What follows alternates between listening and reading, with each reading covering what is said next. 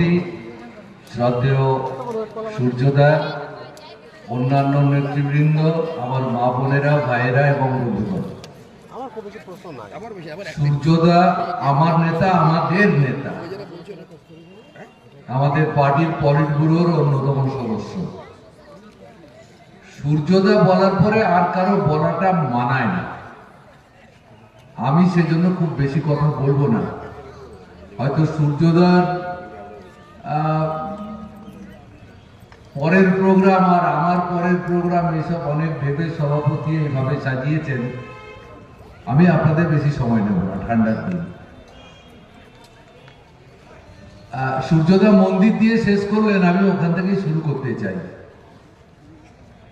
আমাদের দেশে কয়েক লক্ষ মন্দির আছে, মসজিদ আছে, গির্জা আছে, মঠ আছে। তাতে আমাদের বামপন্থীদের কোনো অসুবিধা হয়নি। আমরা যে 34 বছর ছিলাম, তখন একটা মন্দিরে, একটা মসজিদে, একটা মঠে, একটা গির্জায় কোনো ঘটনা ঘটেনি যেটাকে অপ্রীতিকর বলা যায়। আমরা মনে করি আমাদের এই বহু ধর্ম, বহু ভাষা, বহু সংস্কৃতির দেশে মন্দির থাকবে, মসজিদ থাকবে, গির্জা থাকবে, মঠ থাকবে, ধর্মপ্রাণ মানুষ থাকবে। তার মধ্যেই গরিব খেটে খাওয়া মানুষের বাঁচার লড়াইকে এগিয়ে নিয়ে যেতে হবে। ধর্মের মহুজাল যদি বিস্তার করতে পারে, তাহলে আমাদের লড়াইটা এগিয়ে নিয়ে যাওয়া কঠিন। এই যে দেখছেন না, নরেন্দ্র মোদীরা বিজ্ঞান কংগ্রেসকে বাতিল করে দিয়েছে। যুক্তিবাদের কোনো স্থান নেই। যদি যুক্তিবাদ জেতে, তাহলে ধর্ম হারবে। ধর্ম দিয়ে কি হয়? আমরা ছোট কথা বলেছি। বাকিবুর রহমান আর শাহজাহান, শেখ শাহজাহান, কি মিল আছে বলুন তো? দুটোই তৃণমূল। আর কি মিল আছে? দুটোই চোর। আর কি মিল আছে? দুজনেই মুসলিম। শঙ্করাঢ্য আর পার্থ চ্যাটার্জি আর অনুব্রত মণ্ডল, হিন্দু, চোর, তৃণমূল। ধর্ম দিয়ে বিচার করবেন? যিনি হিন্দু ধর্মের লোক তিনি চোর, যিনি মুসলমান ধর্মের লোক তিনিও চোর। অধার্মিক যারা বা ধার্মিক যারা, তাদের মধ্যে জাত দিয়ে, সম্প্রদায় দিয়ে এরকম কোনো বিভেদ করা যায় না। আসলে বিজেপির হিসেবটা হচ্ছে এই, ভারতের শতকরা 70% হিন্দু। এই হিন্দুদের মধ্যে একটা আবেগ, একটা জাগরণ তৈরি করতে পারলে আর একবার নরেন্দ্র মোদী প্রধানমন্ত্রী হবেন। আমাদের ভারত খুব আবেগতাড়িত মানুষের দেশ। 84 সাল বামফ্রন্ট তখন ভীষণ শক্তিশালী। কি বিধানসভায়, কি পঞ্চায়েতে, কি পৌরসভায়, সর্বত্র আমাদের জয় জয়কার। কিন্তু 84 সালের লোকসভাতে কংগ্রেস গোটা দেশে 413টা আসন পেয়ে রেকর্ড করে দিল। পাইলট রাজীব গান্ধী, পোড় খাওয়া রাজনীতিবিদ নয়, মায়ের চিতার আগুনটা দেখিয়ে সবাইকে বলল, মামরা ছেলেকে একটা ভোট দাও। সবাই ভোট দিল। সোমনাথ চ্যাটার্জি হেরে গেলেন, মমতা ব্যানার্জি সেবারেই প্রথম জিতলেন। মনে হচ্ছে আপনাদের? আবেগের ভোট। আজ পর্যন্ত 413 আসন লোকসভায় কেউ স্পর্শ করতে পারেনি। পণ্ডিত নেহেরু কি তার থেকে কম রাজনীতিবিদ ছিলেন? ইন্দিরা গান্ধী কি তার থেকে কম বোদ্ধা ছিলেন রাজনীতিতে? পারেননি। রাজীব গান্ধী পারলেন। আবেগের ভোট। কার্গিলের সেনাদের কফিনের ছবি দেখিয়ে ভোট হয় আমাদের দেশে। পুলওয়ামার জওয়ানদের হত্যার ঘটনার পাকিস্তানের জঙ্গি, তারপরে কি স্ট্রাইক, ওটা সার্জিক্যাল স্ট্রাইক, এসব দেখিয়ে নরেন্দ্র মোদী দ্বিতীয়বার প্রধানমন্ত্রী হয়েছেন। তাহলে এবার কি দেখাবেন? কাজ তো কিছু করেননি। যে কথা বলার জন্য আমাদের মিটিং সেটা হচ্ছে এই, আমরা যত মানুষ আছি আমাদের কাজ না পেলে বাঁচবো না। কেউ গায়ে গতরে কাজ করে, আমরা তাদের বলি শ্রমিক। কেউ মেধাকে ব্যবহার করে বুদ্ধির জন্য কাজ করে, সে শিক্ষকতা হতে পারে, কর্মচারী হতে পারে, অন্য কাজ হতে পারে। আর কারিগরি বিদ্যা বা প্রযুক্তিবিদ যারা, তারা আরেক ধরনের শ্রমিক। কিন্তু সবাই কাজ করেই বেঁচে আছে। আমাদের দেশে এখন স্বাধীনতার পর থেকে সব থেকে বেশি বেকার। রাজ্যে একজন আছেন, দিল্লিতে আরেকজন আছেন, যারা কেউ 1 কোটি চাকরি দেব বছরে, কেউ 2 কোটি চাকরি দেব বছরে বলেছিলেন ভোট নেওয়ার সময়। ইন্দিরা গান্ধীও একবার বলেছিলেন পরিবার পিছু আমি চাকরি দেব। মমতা ব্যানার্জিও বলেছেন ডবল ডবল চাকরি, আর হচ্ছে বছরে 2 কোটি চাকরি দেননি। তাহলে এখন ভোটের আগে মানুষ বলবে আচ্ছা সেই 2 কোটি চাকরিটা কোথায় গেল? ওই কথাটা চেপে দেওয়ার জন্য বলছে রামলালাকে প্রতিষ্ঠা করেছি, পাথরের মূর্তিতে প্রাণ সঞ্চার করে দিয়েছি, তারপরেও তুমি ভুলো নাই 2 কোটি চাকরি, 2 কোটি চাকরি। এখন পুরো ভাষ্যটাকে পরিবর্তন করার জন্য রামলালাকে দরকার। আর একবার লোকসভায় জেতবার জন্য রামলালাকে দরকার। রামলালা আপনার ভগবান না রামলালা বিজেপির ভোটের পণ্য, সেইটা বিচার করুন। এতদিন রামলালা ছিলেন না। 400 বছর আগে মন্দিরটা নাকি ভেঙে ওখানে মসজিদ করেছে। এই 400 বছর আমরা রামলালা ছাড়াই তো এতদিন বেঁচে আছি, ভবিষ্যৎ হয়ে যায়নি। তা সত্ত্বেও আমরা বলেছি আচ্ছা ঠিক আছে মন্দির হচ্ছে হোক। কিন্তু আমাদের রাষ্ট্রের চরিত্রটা হচ্ছে রাষ্ট্র ধর্মনিরপেক্ষ। সরকারের কোনো ধর্ম নেই। সরকার আজানও দিতে যাবে না, আর সরকার পুষ্পাঞ্জলিও দিতে যাবে না। সরকার মন্দিরও করবে না, সরকার মসজিদও করবে না। কেন এটা হচ্ছে? শুধু ধর্মনিরপেক্ষতাকে ধ্বংস করছে তা নয়, আমাদের সংবিধানে যে নাগরিক অধিকারের কথা বলা হয়েছে তারও তো 12টা বাজিয়ে দিয়েছেন নরেন্দ্র মোদী। সরকারের বিরুদ্ধে কথা বললে রাষ্ট্রদ্রোহিতার আইনে আপনাকে জেলে ঢুকিয়ে দেবে, জামিন হবে না, সারাটা জীবন জেলে বসতে হবে। সংবাদ মাধ্যমে যারা কাজ করেন, মেরুদণ্ড সোজা রাখা সাংবাদিক, তারাও সত্যি কথাটা লিখতে পারেন না। আর সত্যি কথাটা লিখলে তার পরিণতি কি হবে সেও আমি বলে যাচ্ছি। যে সাংবাদিক সত্যি কথা বলবেন তাকে জেলে যেতে হবে। পার্লামেন্টের ভেতরে আমাদের নির্বাচিত সাংসদদের, আমাদের পার্টির এখন অল্প কয়েকজনই আছেন, কোন পার্টির কোন সাংসদের মত প্রকাশের স্বাধীনতা নেই। 146 জন এমপিকে সাসপেন্ড করেছিল, আপনারা জানেন, এই বিজেপি কয়েকদিন আগে। কতগুলো ফৌজদারি আইন সংশোধন করছে।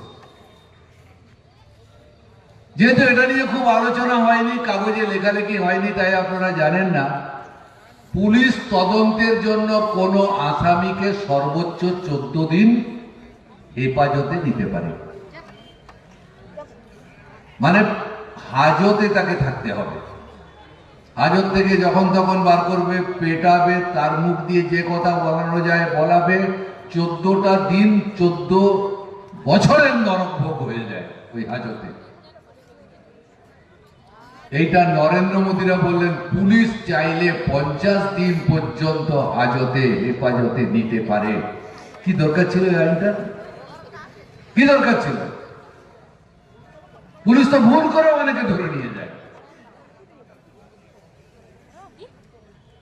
এরকম ভাবে 5টা ফৌজদারি আইনের সংশোধনী আনবে, পার্লামেন্টে হইচই হবে। তাই এই নাটকটা করতে হয়েছিল। পার্লামেন্টে দুটো ছেলে ঢুকে গেল, ব্যালকনি থেকে লাফ দিয়ে নিচে পড়লো, আর জুতোর ভেতরে কি সব গ্যাস ভরে রেখেছিল, হলুদ গ্যাস বেরোতে থাকলো, হইচই পড়ে গেল। খুব স্বাভাবিকভাবে প্রশ্ন উঠলো যে পার্লামেন্টে যারা আছে আমাদের নিরাপত্তা কোথায়? তাহলে প্রধানমন্ত্রী, লিডার অফ দি হাউস, তিনি একটা বিবৃতি দিন। উনি বিবৃতি দেবেন না। ওনাদের তো আগে ঠিক হয়ে গেছে, সাসপেন্ড করে দেবো সবকটাকে, যারা বিবৃতি দাবি করছে সাসপেন্ড করে দেবো। আরে এই ছেলেগুলো যারা ঢুকেছিল ভেতরে, তাদেরকে পাস ইস্যু করেছিল বিজেপির এমপি।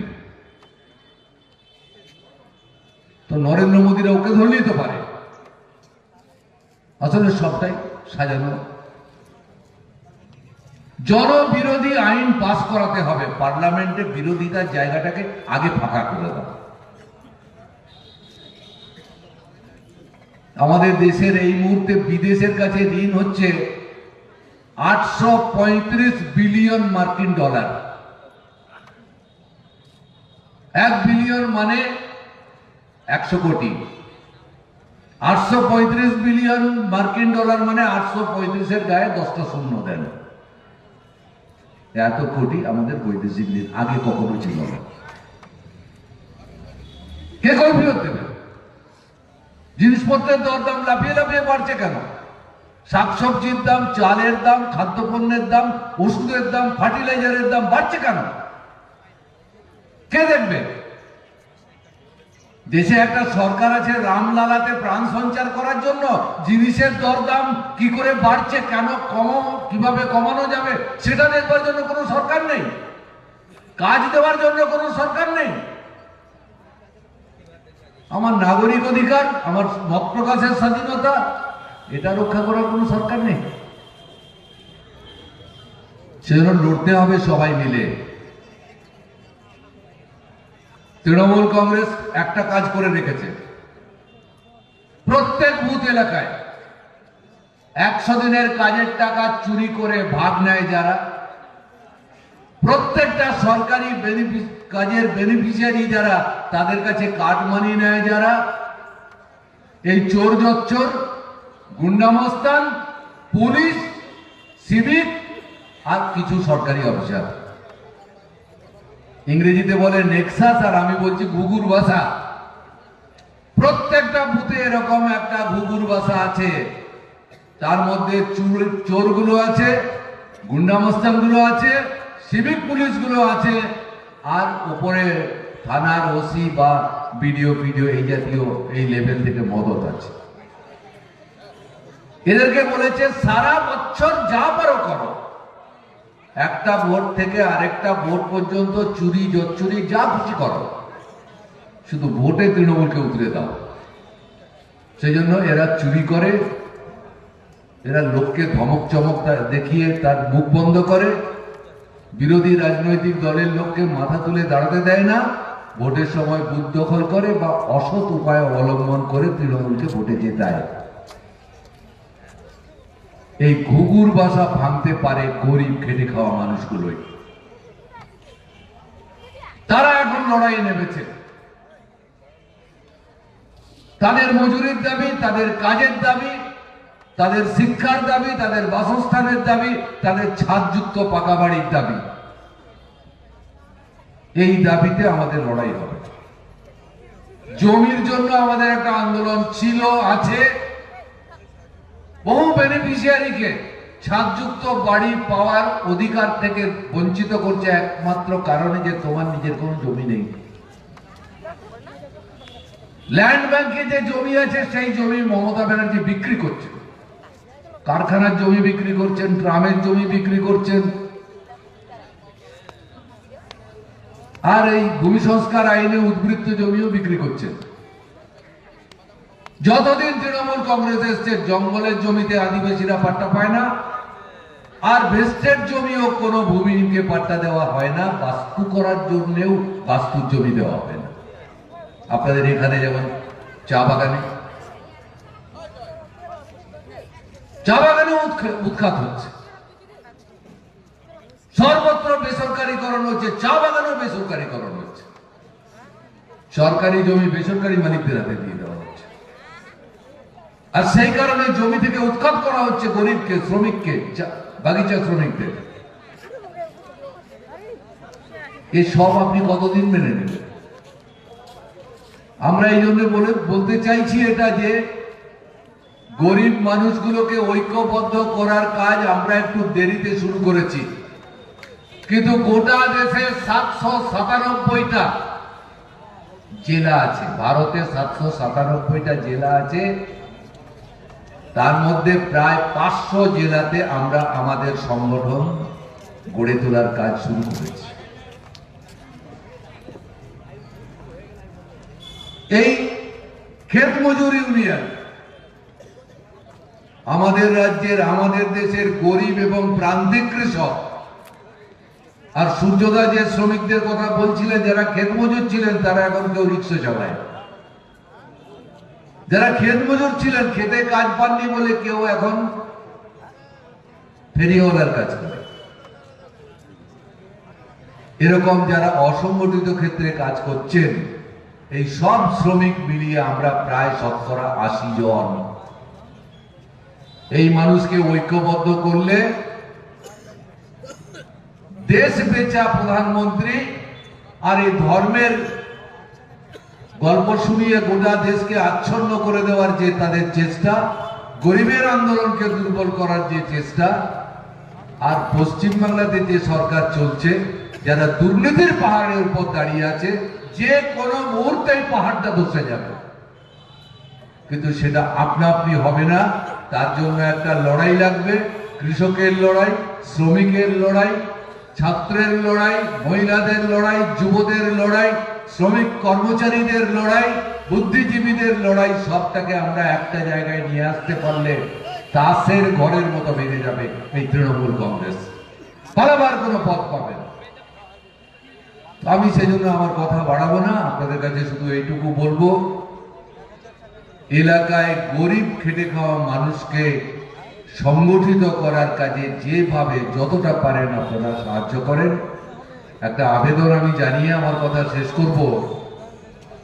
আমরা শুধু 500 জেলায় সংগঠন শুরু করেছি তাই নয়, আমরা দিল্লির বুকে আমাদের কেন্দ্রীয় কার্যালয় তৈরি করবার কাজেও হাত দিয়েছি। আমরা প্রায় 40 লক্ষ